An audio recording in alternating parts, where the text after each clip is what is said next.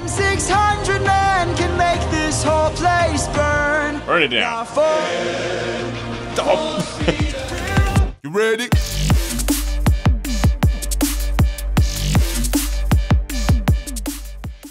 Hello everyone and welcome back to the channel. Peter Barber here, professional opera singer and music producer, and today we are doing part 3 of part 1 of Epic the Musical. It's been such a fun journey so far. I'm actually shooting all of these videos for part 1 back to back to back to back to back to back to back, so this is gonna be like 2 or 3 hours.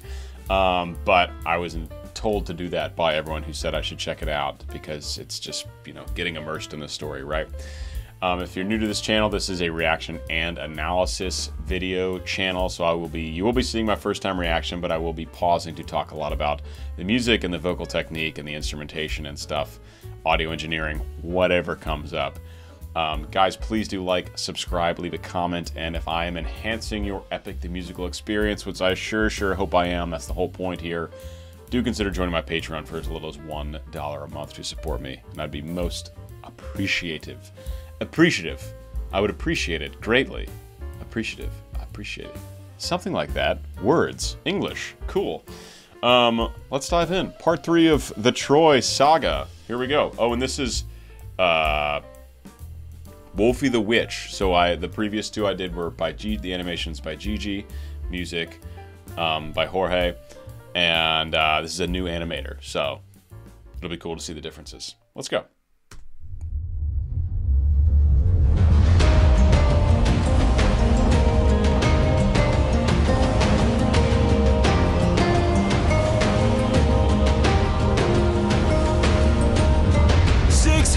I love we're staying very much in this soundscape where there's a lot of epic drums, right? There's a lot of epic drums, and we get this cool synthy choir action happening.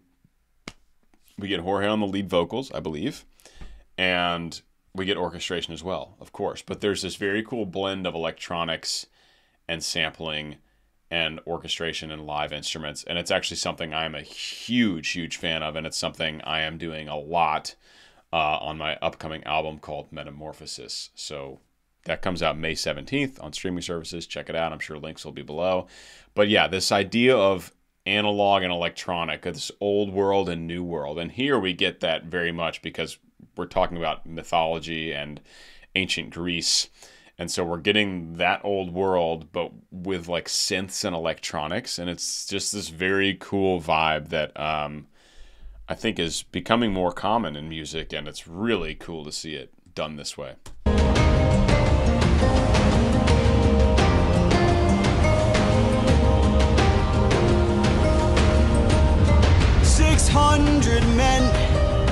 600 men under my command, with only one goal in mind: Make it back alive to our homeland. 600 men, 600 miles of open sea. But the problem's not the distance, It's what lies in between. and did they cause waiting? It's supposed to be Odysseus, yeah? Cool, and I love that we have some stringed instruments. I think it was a violin, kind of mimicking the melody of the lead a little bit, playing like a little bit of a duet with the melody. We get these cool plucked instruments that Jorge's been using a lot, using them more like percussion instruments. And I think the second part, Just a Man, the percussion, the instruments, these plucked instruments were used both as melody and percussion, which is really cool because they're plucked, so they have a really quick attack. You can, you know, use them like a drum set almost to keep everything moving forward while you're still highlighting the melody and the harmony. Very cool. I love the use of these plucked instruments. 600 men, 600 men under my command, with only one goal in mind: Make it back alive to our homeland. 600 men. So everything cuts out when the choir comes in. Make it back alive to our homeland. 600 men, 600 miles of open sea. But the problem's not the distance, It's what lies in between. and did they cause waiting? My kingdom is waiting. Penelope's waiting for me. So force me to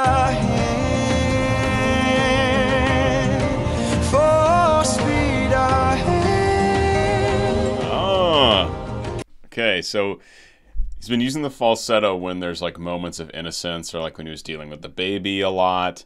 And it's and the love moment with Penelope, we had like a flashback to a loving moment. The falsetto came in.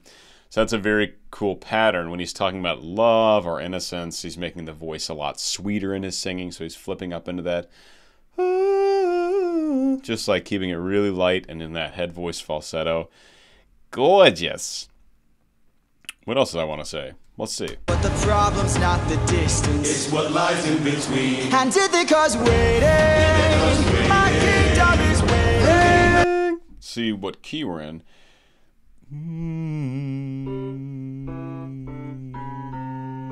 C minor, I think. Penelope's waiting. Oh, that A flat again. He likes that A flat. I've heard him do a few A flats today so far. Penelope's waiting. Penelope's waiting for me. So force me to hear. We are in C minor. Confirmed. You think full speed ahead and you think that will be the driving text, right? Talking about going full speed ahead. But that's actually when the music and the drive pulls back. It's really interesting. Like before that, Penelope's waiting, Penelope's waiting, Penelope's waiting. War drums, all that stuff. And then when he says, full speed ahead, everything pulls back. So that's interesting. That's an interesting compositional arrangement choice. Penelope's waiting. Penelope's waiting for me. So force me to hear. The drums are still there, right? The drums are still there. We still get the drive, but it's less epic and powerful. He's in that lighter part of his range, his lighter registration of singing. Interesting. Captain, you really got 600 men. 600 men. 600 men with big mouths to feed. And we've run out of supplies to eat. First the war of whose stores depleted. Like, listen to that electric bass guitar. They didn't have that shit back in ancient Greece. You know, that's what I mean. That's why it's so cool. We do have these epic drums, which are old, right? Super old.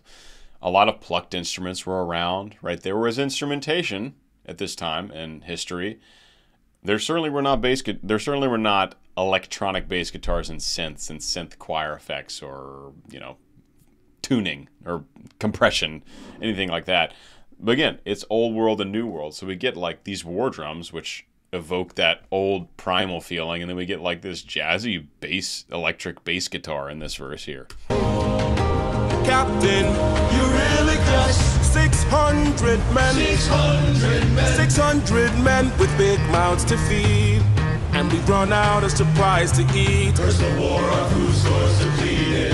600 men. 600 men. 600 reasons to take what we can. So, Captain, what's the plan? Captain, what's the plan? Watch where the birds fly. Watch where the birds They will fly. lead us to They will land. lead us to land. There will hunt for food, my second in command. Now for speed We're up and away. Oh, now we're back. Okay, so full speed. Look at this nice, hold on, caption. Speed ahead. Right. This is an interesting, because it's like verse, chorus, but the first chorus he was saying Penelope's waiting, and this one he was saying, what was he saying? It was different text, but then it went full speed ahead. Then we went back into that, you know, post-chorus or latter half of the chorus, whatever you want to call it. So just cool that usually a chorus has the same melody, same lyrics, right? This one switched it up. I love it. Reasons to take what we can. So, Captain, what's the plan? Captain, what's the plan? Watch where the birds fly. Right here. They will lead us to Penelope's land. waiting, right? There will hunt for food, my second in command. Now for speed We're up and away we go. We're up And away For we speed go. We're up and away we go. Captain, Politics. look! There in the distance distance, I see an island, I see a light that faintly glows. Maybe there are people lighting a fire, maybe they'll share some food, who knows? Something feels off here, I see. Got some like, it's like a hopeful feel, right? They're actually singing land now. We've got this like uplifting choir. The war drums are dialed back a little bit. Still driving, right? We're still cruising across the ocean, but we're not going into battle. And now we see an island, but Odysseus has a bad feeling about it. So like maybe, I don't know. Let's see what happens. But I love this moment here. I love that both duet moments here. All these tenors singing. I'm glad we got a bass in part 1 with Zeus. Captain Politics. Look, they're in the distance. Sounded like Moana, with maybe some steel drums or with the pitched percussion instruments. Captain Politics. Look, they're in the distance. I see an island. I see a light that faintly glows. Maybe. Fainalty glows. Sorry, I was going to say it's the last time I point out the captions, but we'll see, because they're pretty funny. Fainalty, we got Spiad and Fainalty so far. I see an island, I see a light that faintly glows. Maybe there are people lighting a fire, maybe they'll share some food, who knows? Something feels off here, I see fire but there's no smoke. I say we strike first, we don't have time to waste, so let's raid the place and... No, Polities, gear up. There are moments where it could be more speech-like. I've talked about this, I think in part 1, how musical theater, when the range is in the kind of speaking register, speaking vocal range, it tends to be more speech-like, more natural, more text-driven. There are some moments here between these guys in this dialogue where I would actually like to hear it more like speech. Not off-pitch, but less come scritto, as we call it in opera. Come scritto means like written. So you do something exactly how the composer notated it, as opposed to, making your own interpretation about it. I would like to hear things a little more now. There was one line in particular I'll point out from this second in command here that I would have just loved to hear more kind of thrown out there, like it's dialogue. But there's no smoke. I say we strike first, we don't have time to wait. I say we strike first, we don't have time to waste. Right, that one just feels like there's a little bit more room for still getting the pitch accuracy while also making it sound more like a natural conversation. Fire, but there's no smoke. I say we strike first, we don't have time to waste, so let's raid the place and... No, Polities, gear up. You and I'll go ahead. You and I'll go ahead. We should try to find a way no one ends up dead. We don't know what's ahead. Give me till sunrise, and if we don't return, then 600 men can make this whole place burn. Now full speed ahead. That was kind of funny. He's like literally talking about burning this whole island down, but it's like, it sounds very positive, which I guess from their perspective, it kind of is. They're like, we got 600 men. Like, if we need to, we can just torch the place. But it's just funny being like a neutral viewer where it's like, oh, they're just like really happy about burning this village down. All right. Nice. We don't return, then 600 men can make this whole place burn. Burn it down. Now full speed ahead. Full speed ahead.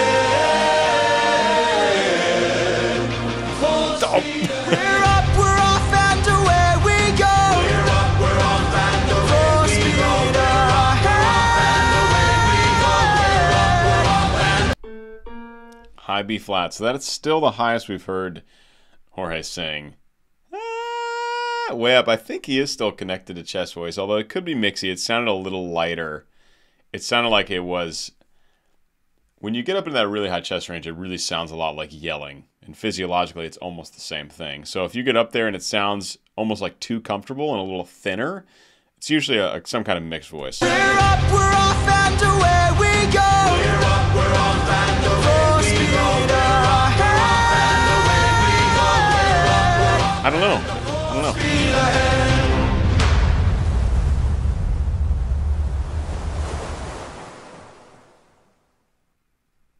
that high belt was pretty buried in the mix of the song, so it's kind of hard to tell. And there was a nice edge to it, right? It sounded like it would have had some volume.